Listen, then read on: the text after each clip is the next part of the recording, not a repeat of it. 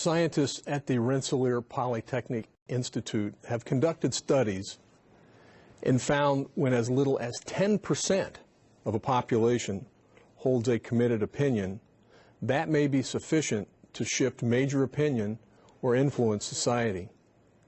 The scientists Shui, Srinivasan, Cronus, Zhang, Lim, and Szymanski titled their 2011 research Social Consensus Through the Influence of Committed Minorities.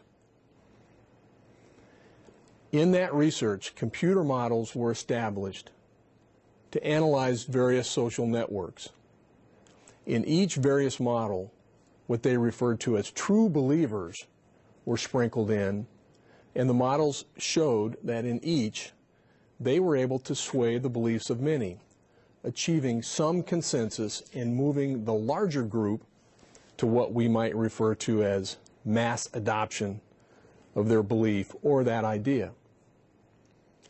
Their models showed that when believers are less than 10%, that over time almost anything can happen. They can influence the larger group, and that when generally the 10% level of influence is reached, the minority opinion quickly begins to change and often becomes the majority opinion. A minority under 10% is at a great disadvantage, no matter how committed, greatly reducing the potential of the successful propagation of ideas. In other words, if you have less than 10%, the tipping point will not be reached, or at least the chances are very small that it will be reached. The implication of these studies and findings as a view to the evolution and migration of opinion and adoption of ideas is both intriguing and consequential. For one, it should give great hope to those holding what may be referred to as a minority belief that there is true hope for their ideas if they can simply influence a certain percentage of constituents. Secondly, the ability to achieve mass adoption using minority opinion may become strategy versus happenstance. Think about it. With proper approach, diligence, a plan, and some time, the studies seem to imply that ideas can come to fruition and that mass adoption does not mandate a simple or complex majority to necessarily share one's view. What we do know about these opinions, though, is that they typically need to share some characteristics, such as having social or business merit, that the agents of change have a sincere interest in the change, that is, the idea is not simply hypothetical, that those being influenced see value in the change and are willing to perpetuate the idea or concept, working as nodes and facilitating further distribution, and that the concentration of those affected is sufficiently dense to validate the idea in addition to passing it on. Please note, I did not say that there had to be certain numbers of those influenced, but rather there are statistical density requirements for the minority rule concept to favorably play out. So as we get deeper into this module, let's quickly revisit Malcolm Gladwell's work on his concept of the tipping point. It is in sync with that discussed by the authors of the minority rule studies. Gladwell focused on three precepts being critical to reaching the tipping point. These included what he referred to as the law of the few, the stickiness factor, and the power of context. In the law of the few, he talks about the fact that a few serve as connectors within a social network, to help make things happen. Though this is something we may believe is inherent, it is my thought, it is the strength of the connection that is most critical. The stickiness factor refers to the content, say, of your idea, that, in Gladwell's words, renders it memorable, and thus wants the connectors to stay engaged, or in Shui et al.'s work, that there is interest among the communication nodes, and that they are willing to help migrate an idea downline. And finally, the power of context. This speaks dynamically to the sensitivity and is further influenced by the conditions of the time and place in which these ideas occur. The they in this example, again, is an idea. For our consideration, the context may refer to the merit and the positive characteristics that an idea possesses. We can draw a strong correlation between the work of Shui et al. And Gladwell. They share several common traits. Neither demands a majority of a population or group to buy into an idea or concept for it to have a chance of hitting it big. On the contrary, both talk about how a well-positioned, knowing, and believing small group can assist in the maturation and adoption of big ideas. As Sinan Aral, in a 2013 Harvard Business Review article put it, companies have been obsessed with the idea that if they can get their product to a select group of connected, vocal consumers, it will only be a matter of time before it goes viral. That's Sinal's quote.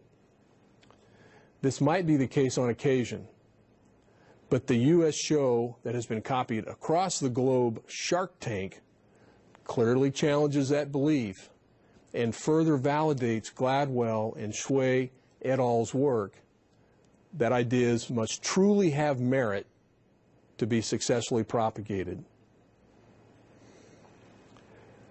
Our discussion continues with an analysis of what can impact disruption positively or negatively. That is, what may hasten it or what may forestall it. This analysis describes disruption as that dynamic which functionally challenges the ability of an idea to be adopted. We will start with those dynamics that get in the way of adoption. That is, they strengthen disruption. We often struggle with what culture is and means. By definition, it is the beliefs, customs, arts, and such of a particular society, group, place, or time. It is often said that we respect one another's culture, yet when varying cultures come together, we often find a lack of cohesion. Let's review culture as well as three other essential factors that, if not managed well, will clearly have an impact on the chances of an idea being adopted. First, culture. It is easy for us to say that a mismatch in cultures could or would impair the ability of an idea to reach the state of mass adoption. But conceptually, it is not quite that simple. Culture is comprised of many attributes, and thus it is easier for cultural differences to be a hindrance than it is a help. However, Aaron Meyer, in a brief 2014 Harvard Business Review article, highlights not only that we are in a global network, but that we are physically connected in multiple ways. Skype video conferencing, email, phones, texting, and the like. There are others. But through these connections, she talks about how it is possible to overcome the cultural distinctions that shield adoption of ideas. Distinctions such as trust, decision-making methods, leading, and what it takes to really persuade someone that your idea has merit. To quote her specifically, by sidestepping common stereotypes and learning to decode the behaviors of other cultures, we can avoid giving and taking offense and better capitalize on the strength of increased diversity. We talk next about big data. Data influences the adoption of ideas. We all experience this every single day. Questions are asked. Can we make money? Does the data support the investment? Or have we analyzed the risks before we adopt that idea? For the generators of ideas looking for a home for that idea, these questions are at once boring and frightening. The merit of ideas, for many, rests with the economic sense the idea possesses. Not understanding that dynamic will certainly slow, if not kill, a good idea at the door of opportunity. This leads us to the challenges of innovation. I read with interest a 2014 article by Robert Merton entitled Innovation Risk: How to Make Smarter Decisions. In Merton's article, he highlights 5 considerations or rules of thumb for making better decisions, specifically relative to innovation. One of the rules of thumb focuses on the strengths and limitations of modeling the benefits of adopting a particular idea. In this rule, he further stresses that none of us can foresee all of the consequences of innovation, including no matter how obvious they may be in hindsight.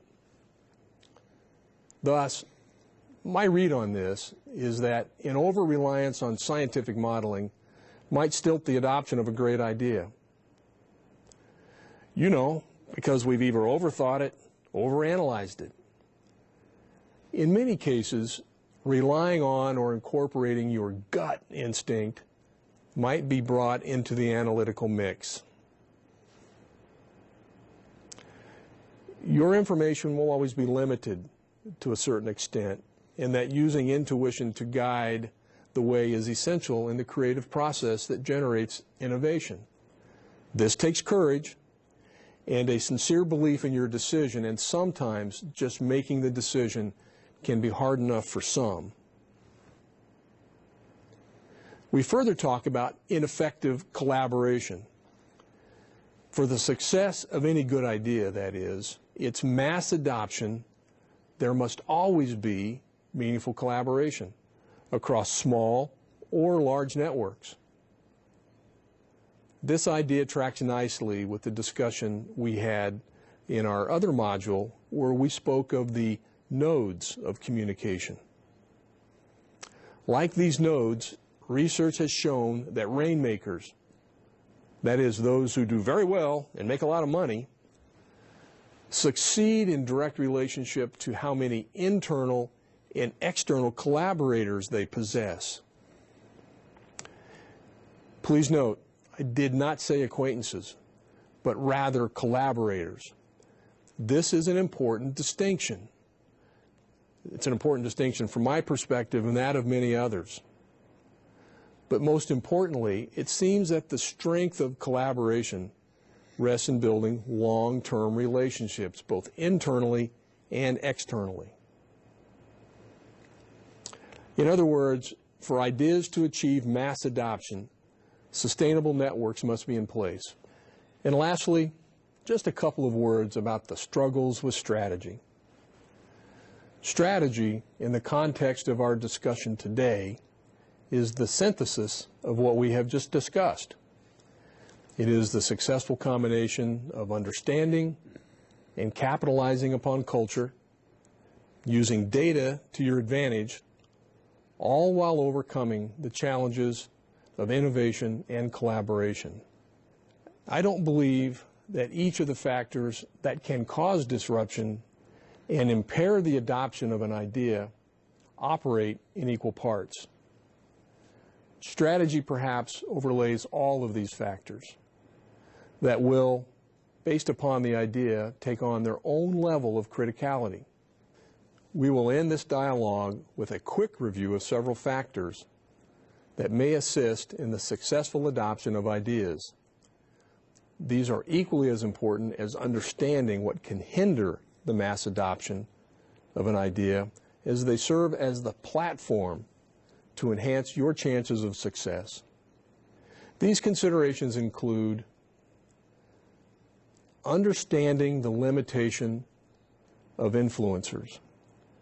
The issue to focus on regarding the limitations of influencers is putting too much credence in the value of early adopters of your idea.